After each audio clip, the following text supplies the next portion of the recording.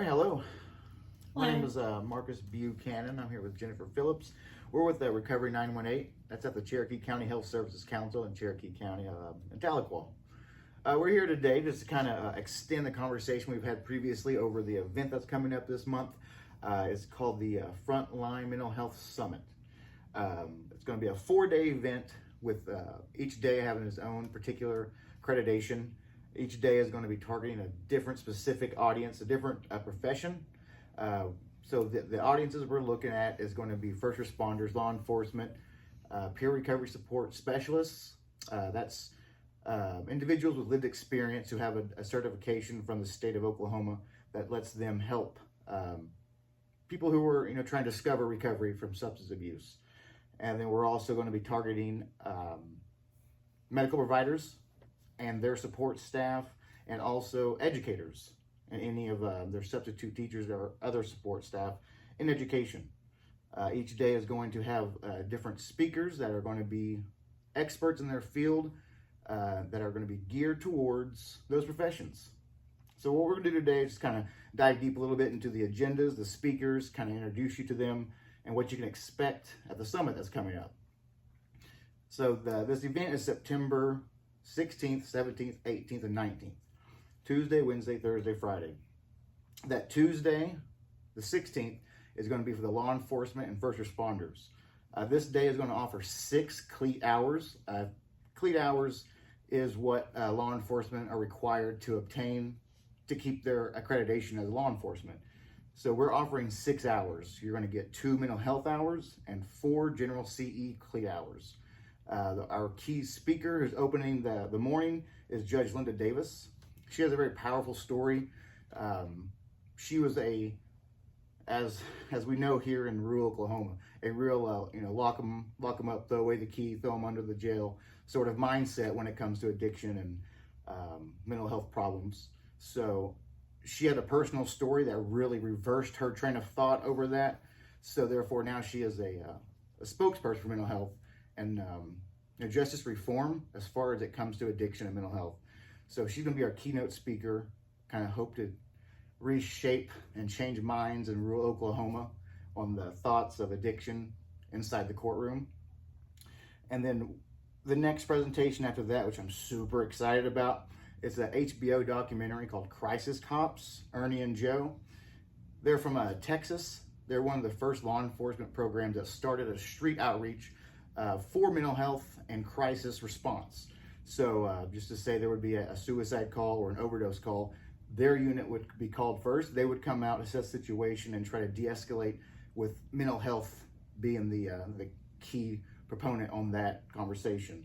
So they're going to be coming in. We're going to show a short portion of the film just to kind of get everybody caught up on what they do, and then they're going to have a Q&A. So any local law enforcement agencies that would like to get a better idea of what mental health crisis response looks like on their perspective, on their end, what they can do to help in these situations, you're not going to find anybody better to kind of show you the ropes on how to do this, how to start your own. And as we move along throughout that day, we're going to have Major Lance Jones. He is part of the Oklahoma City Fire Department. He also has a program in which he does a lot of street outreach, trying to help other agencies learn how to face addiction when it comes to crisis response. So he is going to be there to kind of share his tips and what he's been doing up in Oklahoma City for a larger metro area.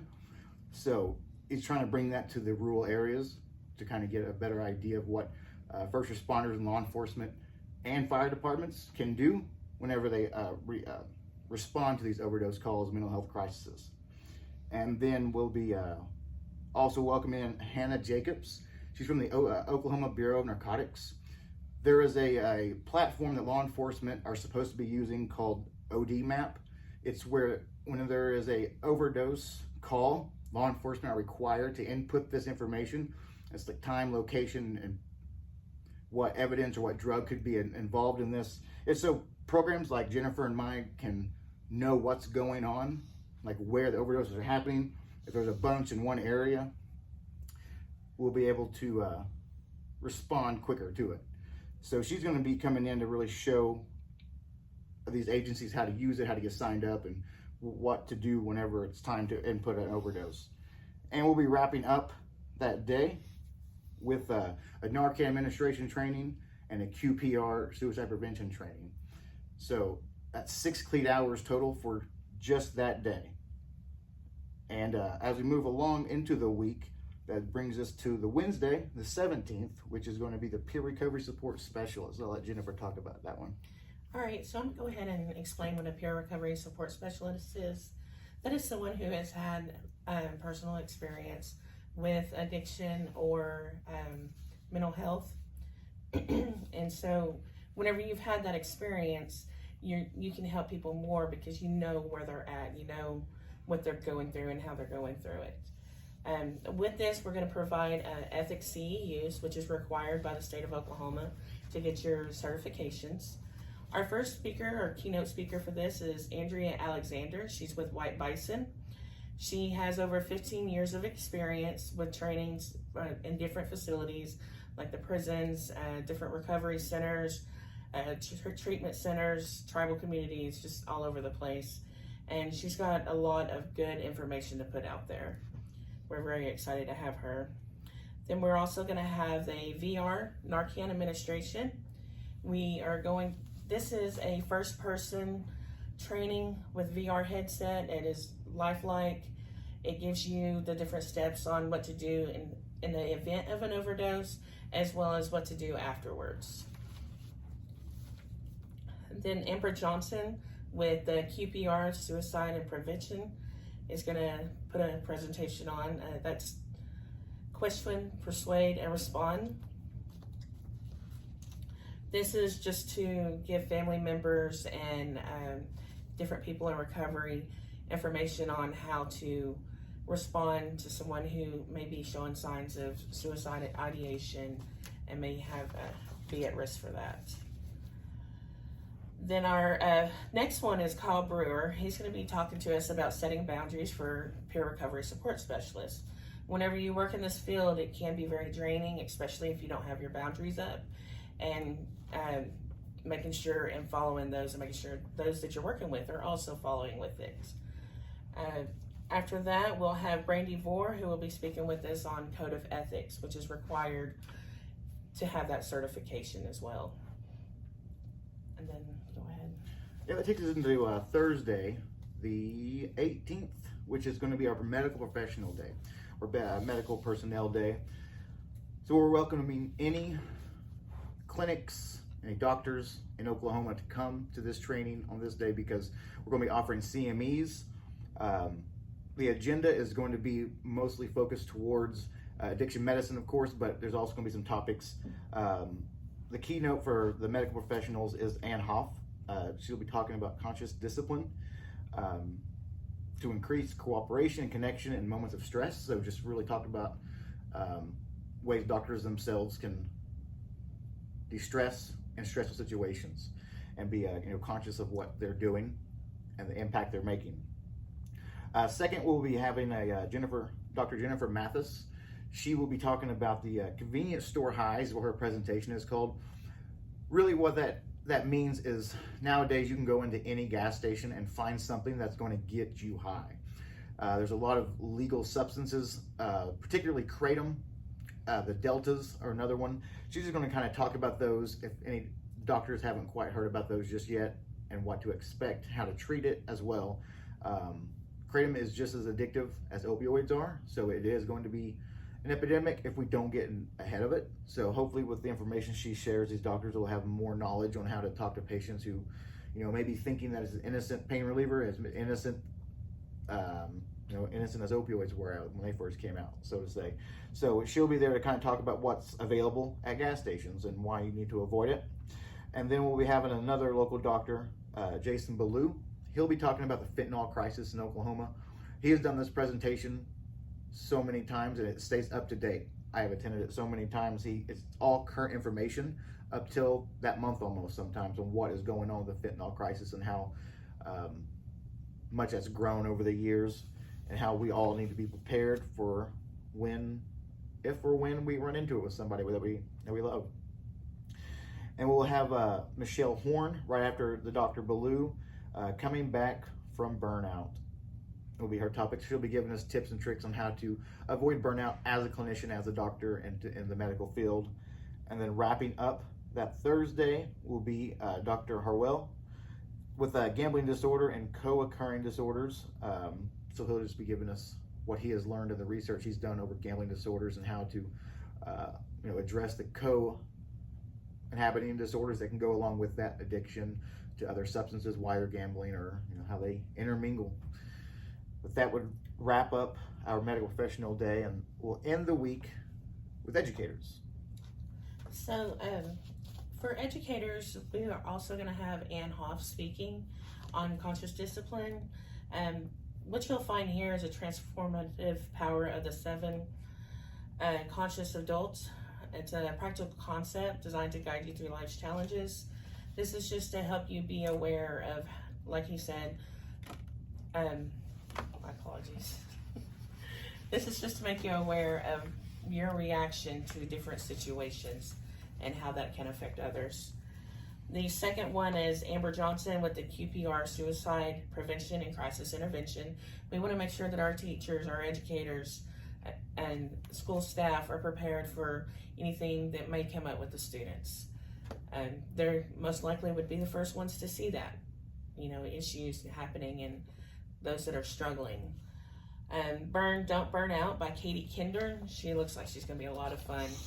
Her images that she sent us were very exciting looking, so we're looking forward to her as well. And then our last one is Leslie DeHart, and her title is Puff Fiction.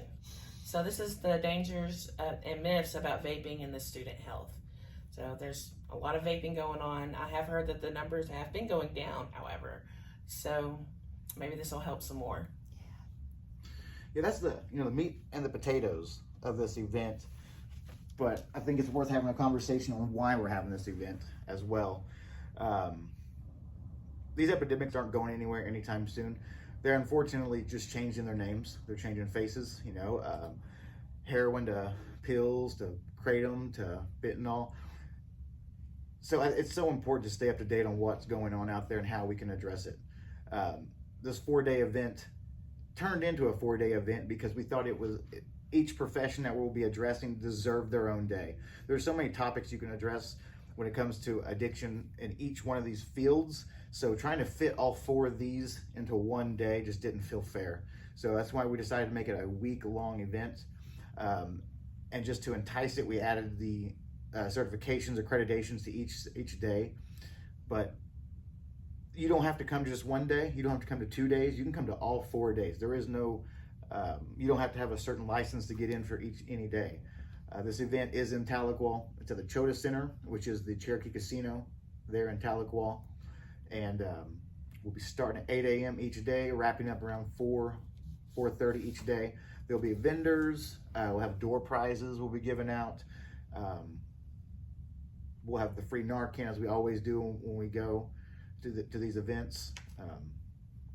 Personally, I'm excited for this event just because I want to see all these different departments in the rural areas, intermingle, share what they see, maybe what they haven't seen yet, what they can expect, what they are doing. Every time we do a training for law enforcement, I hear something that somebody's doing that maybe another department isn't. So we try to add that as we keep going and share that information. So whenever we open this statewide, we're hoping every county can send a representative just to come share what they're doing, what they're seeing. And that spreads into all 4 days. Send in a representative from your school district, from your clinic, from your peer organization. You're just going to be able to see what all is being done and what more we can spread across the state. Because ultimately the goal is to save lives. Each one of these professions has the opportunity to save a life. So that's what we're really just hoping to do at the end, is just share the knowledge to save more lives.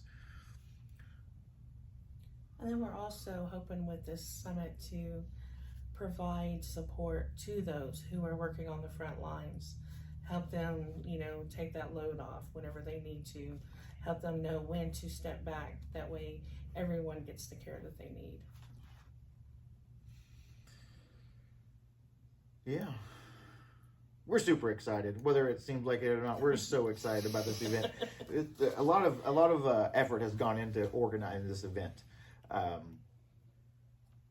and we researched, we tried to find out who knew the best of each topic, who could address these organizations the best. And I've attended so many of these events, these conferences, they can become dull, repetitive, and it seems like year in and year out, it's the same topics over and over again, just a different presenter. And that's what we try to look outside of that bubble. We try to bring in different speakers, different topics. I believe we have accomplished that. I really do. If anything you'd like to add to wrap up? Not really. No? Not really. This is that, as I said a second ago, we're open statewide. This event is statewide. There is no restrictions. Anybody can come. You go to our Facebook page at Recovery 918. Super simple. We work in recovery, so why we kept it simple. Recovery 918. All right, our area code is 918. Kept it simple. So Recovery 918. You can stay up to date, get the registration details, the links. You can see all the information from all the speakers that we just shared and kind of dive deeper into their background. The speakers have their own bios on there. You can kind of learn from them where they're coming from and what they're bringing to the table. And we just encourage everybody, if you can attend, invite somebody that can. If you are one of the professions we talked about and you're unable to attend, send a representative. Send somebody that can report back to what they learned that day. Again, accreditation will be offered and all the free stuff will be given out. If you have any questions at all about what we're promoting today or just about the resources we offer, just reach out to us at Recovery 918. Send us a message. You can also go to Cherokee County Health Services Council.org. That's our big mouthful of a website, but keep it simple. Recovery 918. You can get all the same information, reach the same people. Keep it simple. I appreciate it. Thank you.